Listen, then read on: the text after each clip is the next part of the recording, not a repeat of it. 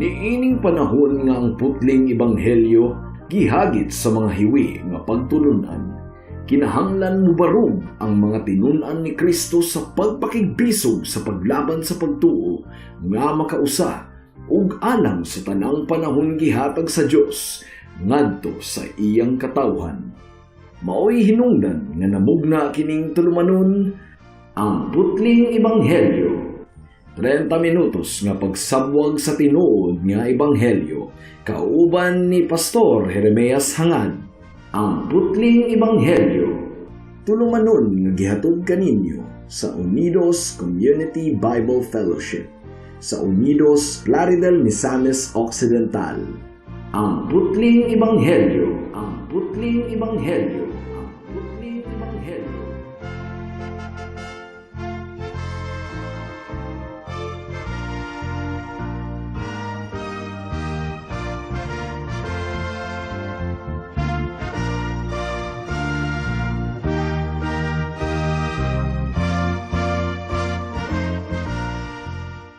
Alang sa pagpamalandong sa pulong sa buhi nga Dios nato ning takna sa kahaponon, atong pag-aablihon ang Mark chapter 7 verse 14 hangtod sa 23. Apan sa dili pa, akong gipaabot ang akong pagpanimbaya sa akong lolo nga si Isabelo Lauri Sr. nga naminaw karon ug sa akong igsuon nga si Dulce nga nagsaulog sa iyang birthday ni adtong May 5. Belated happy birthday, Dol.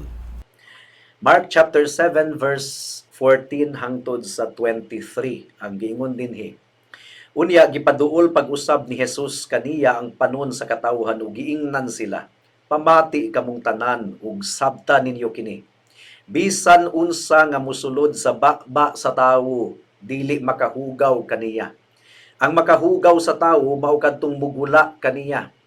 Sa dihang bibiya na siya sa panon sa katawhan ug misulod sa balay, gipangutana siya sa iyang mga tinun-an mahitungod sa maong panultihon. Mitubag si Jesus kanila. Ang inyong panabot sama ra sa uban. Wala ba di ay kamo makasabot?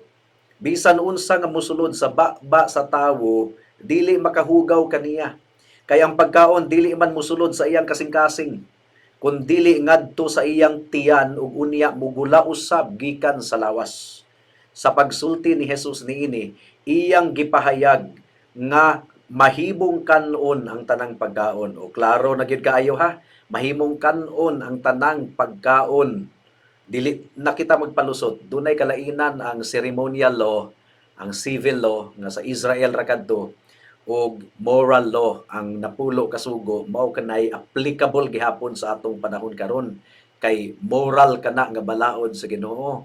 Pero kadtong mga dietary law, ceremonial law, civil law, dili na kana applicable sa atong panahon karon kay ang tanan natuman na sa atong Ginoong Hesukristo. So mahimong kanon ang tanang pagkaon, bisag baboy mga kaigsuonan. Verse 20. Ug mipadayon siya sa pag-ingon, ang makahugaw sa tawo kadtong mugula kaniya. Kay gikan sa kasing-kasing, ang tawo makahuna-huna og dautan. Makahimog sa lawayong pagpakighilawas, pagpangawat, pagpatay, pagpanapaw, kahakog, pagkadautan, pagpanglimbong, 10 commandments ni. Sala batok sa napulo kasugo ato ning isa-isahon unya. Kalaway, kasina, pagpangdaot sa uban, pagka mapahitason ug kabuang. Kining tanan nagikan sa sulod sa tawo ug maoy makahugaw kaniya. May the Lord bless the reading and meditation of His Word this afternoon. Magampo una kita mga kahigalaan, mga kaigsuonan. O among buhi nga Dios, salamat sa kagawasan once again sa pagpamalandong sa imong pulong ug tabangi ang imong sulugoon nga mapasabot gayud kini. Tungod kay may pagka-kontrobersyal ang among tun-an ning takna sa kahaponon, hinaot nga mapunting kining tanan sa mensahe sa ebanghelyo sa grasya sa kaluwasan nga anaa lamang sa among Ginoong Hesukristo. Mao kini among giampo ug gipasalamatang daan sa ngalan ni Jesus. Amen. Now, niadtong miaging semana mga kaigsunan, atong gitun-an kini nga bahin sa kasulatan ug gidil ni Jesus ang pagkatigpakaaron ingnon sa mga iskriba ug mga pariseyo. Gusto nilang litagon ang atong Ginoong Hesus ug i-discredit siya ug giakusar nila ang mga tinun-an ni Jesus nga nakalapas kuno sa tradisyon sa mga katigulangan, wala nang hugas sa ilang mga kamot adisir mikaon. Ang mga tradisyon sa mga katigulangan, mga kaigsuunan, mga minugna ra kadto sa tawo, isip aplikasyon kunuhay sa balaod sa Dios. Nagsugod sa maayo ug sinsiro kini nga mga tradisyon. Pero sa panahon sa atong Ginoong Hesukristo, nagkadugang, nagkadaghan, nagka-multiply kini nga mga traditions ug lisod na kaayong sundon sa yano nga mga katawhan. Nakatabo na sa tinuod nga balaod sa Dios. Ug dugang pa kini nga tradisyon, mga tradisyon walay basihan sa balaang kasulatan. Ug ang mas grabe pagayod niini mga kaigsuunan, mga kahigalaan, ang mga iskriba ug mga pariseyo ila kining giila ingon nga sama ka mahinungdanon or equal ang value, equal ang bili sa balaod sa Dios, and sometimes mas gipalabi pa nila kining mga tradisyon kaysa sa balaod sa Dios. Mo kadtoy atong gipasabot ni adtong miaging semana. Ilang gihiktan ang konsensya sa mga tawo sa mga butang nga wala gani gisugo sa Ginoo sa iyang pulong. Ug sumala sa atong nakita ni adtong unang higayon, kinahanglang gwardyahan nato ang atong kaugalingon batok sa panggawas lamang nga relihiyon. Ang giingon ni Jesus sa bersikulo 6 sa Mark 7, si Jesus mitubag kanila, mga tigpakaaron ingnon. Wala gayud masayop si Isaya sa iyang gipanagna mahitungod kaninyo, sumala sa nahisulat, kining mga tawhana nagpasidungog kanako sa pulong lamang, apan ang ilang kasing-kasing halayo kanako. Kahadlok ba? Hinaot nga dili kini mo'y masulti sa Ginoo kanato karon nga nagpasidungog lang kita sa Dios sa ngabi lamang, pero ang atong kasing-kasing layo kayo sa atong buhi nga Dios. Dili interesado ang Ginoo mga kahigalaan sa relihiyon nga panggawas lamang. Tigpakaaron ingnon kana atubangan sa Dios. External religion is hypocrisy. Play acting lang kana mga kaigsuunan. O kinahanglan nga mag-amping kita nga dili nato hiktan ang konsensya sa uban sa mga butang nga wala gisugo sa Ginoo. Giklaro kana sa pagpasabot ni atong miaging semana. O kinahanglan usab nga mag-amping kita mga kaigsuunan nga dili nato baliwalaon ang sugo sa Ginoo, ang balaod sa Dios in exchange for the traditions of men, aron pulihan ug mga tradisyon sa tawo. Mark chapter 7 verse 9 nagaingon, ug miingon pagayod si Jesus, maantigo gayod kamo nga mosalikway sa balaod sa Dios, aron lamang matuman ang inyong kaugalingong pagtulunan. So, wala gikondenar ni Kristo sila gumikan kay dili sila komitado sa ilang gibuhat. They were condemned by Jesus. Gumikan kay mas gipalabi nila ang tradisyon sa mga katiguangan kaysa sa balaod sa Dios. They set aside the law of God. The word for set aside in the Greek language means to do away with. Ilan ang gisalikway, gibaliwala. O gikutlo ni Jesus ang panagna ni Isayas mahitungod sa mga eskriba ug pariseyo. Giakusar ni Jesus sila, ingon nga tigpakaaron ingnon. Ang ilang problema, sumala sa gikaingon ko na, dili ang kanilang kulang sa commitment or kulang sa kadasig. Dasig kay sila. Pero ang ilang problema, ang ilang kasing-kasing. Ang ilang kasing-kasing, himaya sila sa Ginoo sa ilang bakba, apan ang ilang kasing-kasing layo kayo sa Dios. Their hearts were far from me, says the Lord. So sa gawas, relihiyoso kay silang tanawon, Dios nun kayo silang tanawon sa gawas, pero ang ilang kasing-kasing, hugaw kaayo, layo kayo sa Dios. Ug sa bersikulo 14, ang giingon ni Jesus, gisultihan ni Jesus ang bagang panon sa katawhan. Bersikulo 14, unya gipaduol pag-usab ni Jesus kaniya ang panon sa katawhan ug miingon sila, pamati kamong tanan ug sabtan ninyo kini. So, kining mga pulunga sugo kini ni Jesus, pamati ug sabta. Buot pasabot kinahanglang mamati gayud ang mga tawo. Ug sa ilang pagpamati kinahanglan nga maampingon silang mamati aron sila makasabot, dili ingon og mamati sa wali nga galatagaw ang hunahuna. Mao kini sugo sa Ginoo bisan pa ning takna sa kahaponon samtang gasibya ta dinhi sa kahanginan. Mga kahigalaan, pamati kamo ug sabta ninyo. Aduna kamoy responsibility sa pagpamati ug pagsabot. Ang giingon ni Jesus, dili ang migawas sa or dili ang musulod sa baba ang makahugaw sa tawo, kundili ang migawas sa baba. So, giligsa ni Kristo ang istrikto kaayo nga legalism sa mga Hudiyo. Is particular kay sila sa mga ritual, mga dietary rule, dili mo kaog baboy, dili mo kaog bisag unsang pagkaon, dili mo kaog isda nga walay himbis, bisag unsa nga dili nila ipakaon.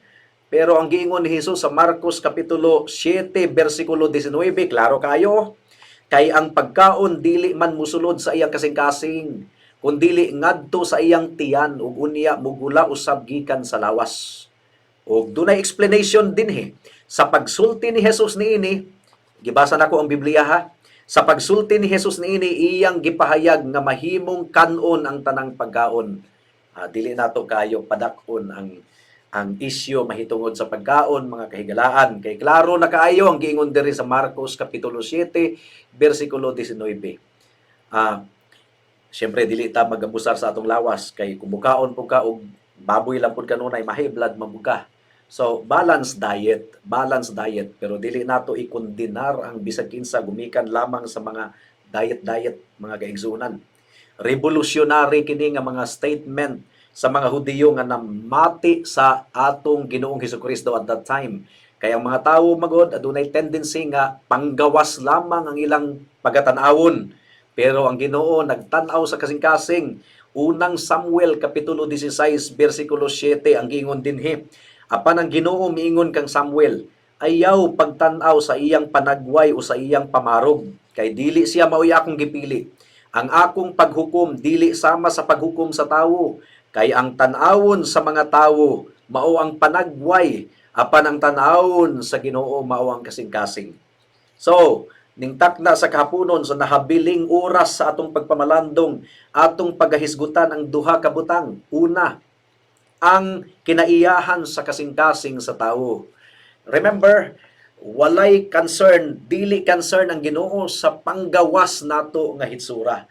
Ang gitanaw sa Ginoo ang atong kasing-kasing. So atong tun-an ang mahitungod sa kasing-kasing sa tawo ning takna sa kahaponon. Ikaduha, ang panginahanglanon sa mga katawhan nga mabag-o ang ilang kasing-kasing. So una, ang kinaiyahan sa kasing-kasing sa mga katawhan. Kinahanglang masabta nato mga kaigsuunan ang kinaiyahan sa kasing-kasing sa tawo.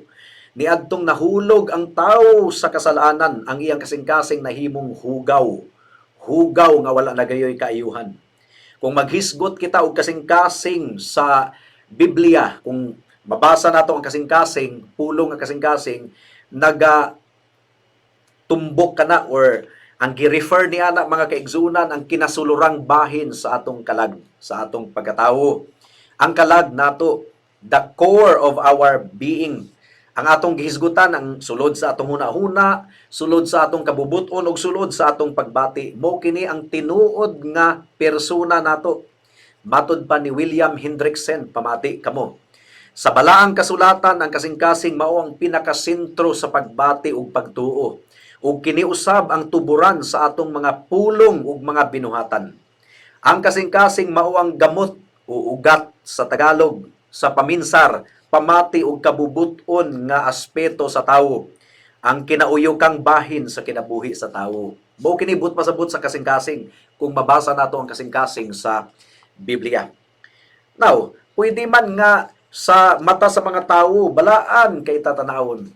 Magpakaroon ingnon lagi, bisag nasuko kayo ta, pwede man tang mungisi, pwede man tang very nice kayo atubangan sa mga tawo, unya dayigon ta sa mga tawo. Pero ang Dios nagatanaw sa atong kasing-kasing. Ug ang atong kasing-kasing mo gina ang magdikta kanato kung unsa gayod kita ug kinsa kita. Ang giingon ni Jesus nga ang migawas sa baba mao kini mahinungdanon kayo, kay ang gikan sa baba or ang migawas sa baba sigurado gayod nga gikan sa kasing-kasing. Pero ang misulod sa baba sama sa baboy nga atong gikaon, dili ka na musulod sa atong kasing-kasing, kung dili mo diretso ka na sa tiyan ug igawas rapod ka na sa atong lawas. Dili na mo ipagatanawon sa Ginoo. Ang pagatanawon sa Ginoo migawas sa atong baba. Santiago kapitulo 3 bersikulo 6 ang giingon dire. Ang dila sama sa kalayo, kini maoy usa ka mangilad nga kalibutan nga bahin sa atong lawas ug nagbuling sa tibuok lawas ug nagpasilaob sa tibuok natong kinabuhi sa kalayo nga gikan gayod sa impyerno. Nakuha nato mga kaigsuunan, ang kasing-kasing nato mao ang nagadiktar sa atong aksyon, nagadrive. Ang giingon pa sa panultihon 4:23, ang imong mga hunahuna mao'y tinubdan sa kinabuhi busa, bantayi sila ingon nga labing bililhon mong bahandi. So bantayan nato ang sulod sa atong kasing-kasing ug hunahuna. Ang giingon ni Kristo, out of the heart flows all manner of corruption. Mark chapter 7 verse 21 to 23 ang giingon diri, kay gikan sa kasing-kasing ang tawo makahuna-huna og dautan, makahimog sa lawayong pagpakighilawas. So this is against the seventh commandment. Pagpangawat against sa ikaunom nga sugo. Pagpangawat ikapito nga ikawalo nga sugo. Pagpatay ikaunom nga sugo. Pagpanapaw ikapito nga sugo. Kahakog ikanapulo nga sugo. Pagkadautan, pagpanglimbong ikasiyam nga sugo. Kalaway ikapito nga sugo. Kasina ikapulo nga sugo. Pagpangdaot sa uban pang ikasiyam nga sugo. Pagkamapahitason ug kabuang, kining tanan nagikan sa sulod sa tawo ug maoy makahugaw kaniya. 10 commandments ang gihisgutan sa atong buhi nga Dios nga si Hesukristo niini nga bahin. So adunay kalainan ang moral law, ang civil law ug ceremonial law. Kining civil law ug ceremonial law wala na sa nasod ra kadto sa Israel. Ang tanan natuman na kang Kristo, pero ang moral law, ang 10 commandments, mao kini ang applicable sa atong kapanahunan karon. Now, ang adlaw sa igpapahulay ang Sabbath gikan sa Sabado na himong Domingo, ako kamong gi-invite sa atong pagsibya nga inyong i-review kadto kay systematically atong gipamatud-an gikan sa scripture nga ang panimbahon nausab gikan sa Sabado hangtod sa Domingo. Kung duna kamoy pangutana, i-message ko sa Facebook aron akong ihatag kaninyo ang link sa pagpasabot niini mga kaigsunan. So, mo kini ang universal problem sa mga tawo. It was clearly seen in the days of Noah nga ang kasing-kasing sa tawo hugaw gayud kayo. Genesis chapter 6 verse 5. Unya nakita sa Ginoo nga hilabihan kadautan sa mga tawo sa kalibutan ug kanunay lamang ngilad ang ilang gihunahuna. Di ba tinuod kini mga kahigalaan? Kanunay ngilad ang hunahuna sa kasing-kasing sa mga katawhan. Ang ilang kasing-kasing dautan ug ang ilang kasing-kasing kanunay dautan mo kini giingon sa Genesis chapter 6 verse 5. Genesis chapter 6 verse 11 hangtod sa 12. Apan ang katawhan dautan atubangan sa Dios ug ang kalibutan napuno sa ilang pagkadautan. Gitan-aw sa Dios ang kalibutan ug nakita niya nga ngilad kini kay dautan man kaayo ang binuhatan sa mga tawo. Mao nga ikaw higala ayaw ipanghinambog ang imong pagkabuutan at tubangan sa Dios. Gumikan kay ang pagtan-aw sa Ginoo kanimo dautan. Ang atong pagkabuutan hugaw panaptong dinugan at tubangan sa Dios. Mao nga gikinahanglan nato ang pagkamatarong ni Kristo aron kita madawat at tubangan sa Ginoo. Matod pa ni Matthew Henry, tangtanga ang konsensya ug kahadlok sa Dios. Ug ang mga tawo mahimong mga mananap ug mga demonyo ngadto sa usag-usa. Tinuod biya? Kung walay konsensya nga gibutang sa Ginoo sa atong kasing-kasing, grabe kayo nato kamangtas mga kahigalaan. Atong sundon ang gidiktar sa atong kasing-kasing, tanang mga kaulag, tanang mga materialism, tanang mga kahilayan, mga kaigsuunan. Dunay relihiyon ang mga tawo, pero ang relihiyon corrupt, man-centered, and full of idolatry. Ug ang pagkadautan sa mga katawhan nagpadayon. Salmo 53 bersikulo 2 hangtod sa 3. Didto sa langit ang Dios nagtan-aw sa mga tawo aron pagsusi kung aduna bay nagmaalamon ug nagsimba kaniya. Apan namiya silang tanan, pulo sila dautan. Walay bisag usa kanila nga nagbuhat og maayo. Wala. Apil kahigala. Wala giyon. Romans chapter 3 verse 10 to 18. Kay ang kasulatan nagingon, wala gayoy tawo nga matarong, walay nakasabot o nangita sa Dios. Ang tanan namiya gikan sa Dios ug nahimo silang dautan. Walay bisan usang nagbuhat og maayo, wala bisan usa. Ang tutunlan nila sama sa binuksang lubnganan, gigamit nila ang ilang dila sa pagpanglimbong ug nanggula sa ilang mga ngabil ang kamandag sa bitin, ang lala. Puno sa pait nga mga tunglo ang ilang mga baba, gipakasayon nila ang pagpatay. Na tinuod yun ni sa daghang mga katawhan. Dihay kalaglagan o kasakitan sa ilang giagian. Wala sila mahibalo sa dalan sa pakigdait ug wala sila magbaton og kahadlok sa Dios. Mao kadto ang unang punto. Ang kinaiyahan sa kasing-kasing sa tao, dautan kaayo. Mao nga ang ikaduhang punto nato, gikinahanglan nato ang kabag-uhan sa atong kasing-kasing. Bag-ong kasing-kasing. Dili na ma-repair ang atong kasing-kasing higala. Kinahanglan yung langkaton kini, ang kasing-kasing nga bato, tangtangon ug pulihan ug kasing-kasing nga unod. Ug kini nga passage mga kaigsuunan, gikatingala gayud kini sa mga namati sa atong Ginoong Hesukristo kay kuan man gud sila, panggawas ra man gud ang ilang relihiyon. Dili man religion of the heart ang Judaism, panggawas, seremonyas. Kanang mga simbahan nga puro seremonyas lang, dagkot-dagkot og kandila, luhod-luhod ug bisag unsay makita nato sa gawas, padagkot-dagkot og insinso, pagbantay kamo.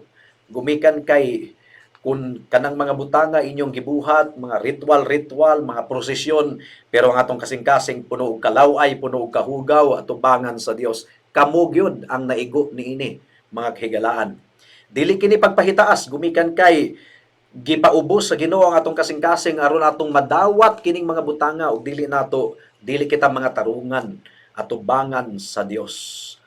Ang relihiyon sa mga professing Christians pod, bisan pa og mga born again evangelical, kung naara kitag taas-taas sa atong kamot sa praise and worship, piyong-piyong sa mata, hilak-hilak, lukso-lukso niya pag-abot sa balay kusog kay mamalikas, dili mo sunod sa mga ginikanan sa ilang mga sugo niya, chismoso himantayon kayo. Religion of the outward lamang. Walay kasing-kasing nga nabago. Delikado. Gumikan kay ang giingon sa pulong sa Ginoo, ang tinuod nga naa kang Kristo at dunay kabaguhan. Ang atong kasing-kasing dili na ma-repair. Mao nga gikinahanglan nato ang milagro sa Ginoo, ang bag-ong kasing-kasing. Jeremiah 17 verse 9. Kinsa may makatukib sa kasing-kasing sa tawo, walay mulabaw niini ka malimbungon ug labihan kini kadautan. Klaro kayo ang description sa Bible. Mao nga ang good news, andam ang Ginoo sa paglangkat sa dautang kasing-kasing sa tawo kung siya magpaubos at tubangan sa Dios. Ang giingon sa Ezekiel 36:26, hatagan ko kamo bag-ong kasing-kasing ug bag-ong espiritu ug kuhaon ko ang inyong kasing-kasing nga bato ug ilisan ko kinig kasing-kasing nga unod. Mao nga mga kahigalaan, doon na kita'y nailhan nga mga mangtas kayo nga mga tao sa una. Mga balbahutong kayo, pero niadtong nailhan nila ang atong buhi nga Dios na bago. Kay ang ilang kasing-kasing, gilangkat sa Dios ang kasing-kasing nga dautan ug gipulihan ug kasing-kasing nga unod. Ug mahitabo usab kini nimo higala. Kung ikaw maghinulsol sa imong sala ug mudangop kang Hesukristo. Ang giingon ni Kristo sa Juan kapitulo 3 bersikulo 3, si Jesus mitubag, sultihan ko ikaw, walay makakita sa gingharian sa Dios gawas kun siya matawo pag-usab. Kung sa may pasabot ni ining matawo pag-usab, mabag-o ang kalag, mabag-o ang kasing-kasing, matawo pag-usab, sumbingay manggod kini, figurative language, dili man ni literal. Kinahanglan gyud nga duna kitay bag-ong kinabuhi. O dili kini gikan sa pastor, dili kini gikan sa relihiyon, gikan kini sa atong buhi nga Dios. Busa higala pag hinulsol sa imong sala ug dangop sa atong Ginoong Hesukristo. Tuuhi og saligi ang iyang hamili nga dugo, ingon nga igo na aron sa pagtabon sa tanan nimong sala, ug tuuhi ang gahom ni Kristo, ingon nga igo na aron bag-uhon ang imong kasing-kasing. Dili ka kabag-o sa imong kasing-kasing. Ang Dios lamang ang makabag-o niini. And the good news is dili kaniya balibaran higala kung ikaw mudangop kaniya. Nahitabo kini kanamo, nahitabo kini sa daghang mga katawhan nga tinuod gayod nga nakaila sa atong buhi nga Dios ug mahitabo usab kini kanimo. Nagsaad si Kristo nga ang bisag kinsa nga moduol kaniya dili gayod niya balibaran. Now, para sa mga higala nato, basig nagtuo mo nga ang mga Kristohanon, mga balaan na gyud kaayo, ato kining gitun-an duha ka semana ang milabay.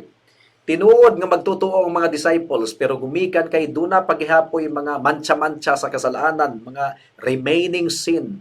Naa paghihapon kita sa unod ug kalibutan nga dunay sala, apektado gihapon kita.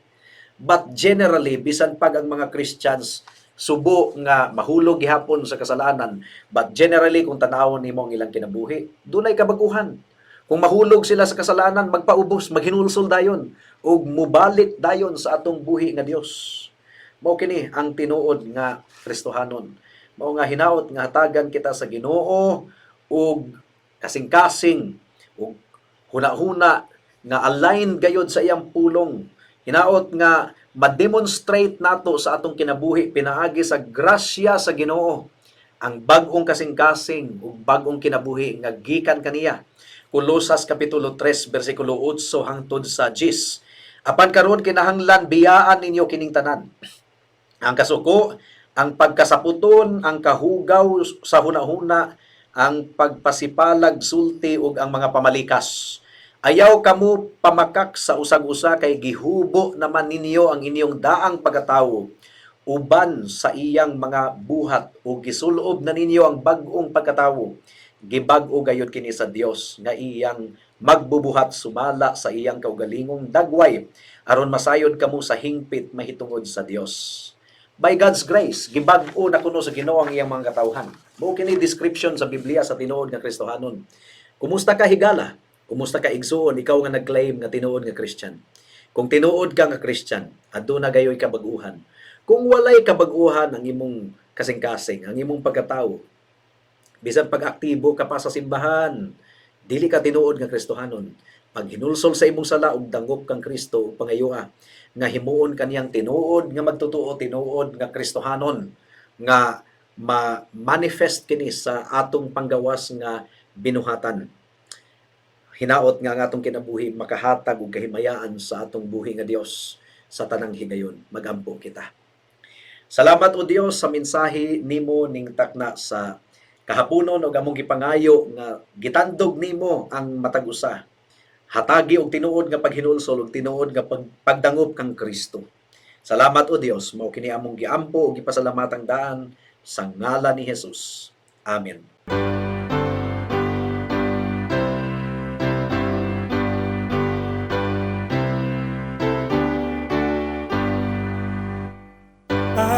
Pagkatamis na saligan si Jesus nga Ginoo, lauman ang iyang saad ug saligan lang siya. Si Jesus saligan ako sa pagkagamhanan niya. Bililhon ko nga Ginoo, grasya niya saligan ko. O katamis nga saligan sa giula niyang dugo, sa pagtulang paghugas sa giula niyang dugo. Si Jesus saligan ako sa pagkagamhanan niya.